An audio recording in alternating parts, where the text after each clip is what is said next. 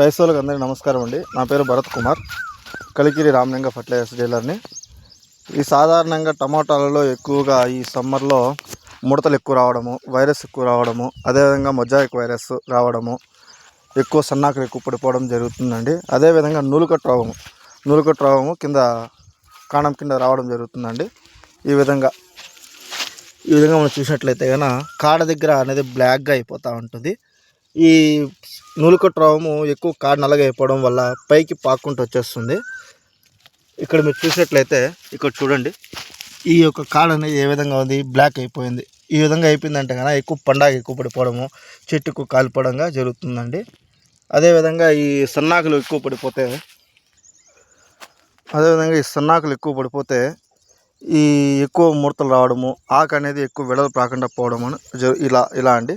ఈ విధంగా ఆకులు ఎక్కువ వెడల్పు రాకుండా ఇట్లా సన్నగా పడిపోతూ ఉంటుంది. దీనికి మనము SLR 525 ఒక డ్రమ్ముకు ఒక 1/2 లీటర్ వేసి స్ప్రే చేసినట్లయితే ఈ యొక్క నూలుకట్టు రోగం అనేది నివారించుకోవచ్చు అండి. Thank you.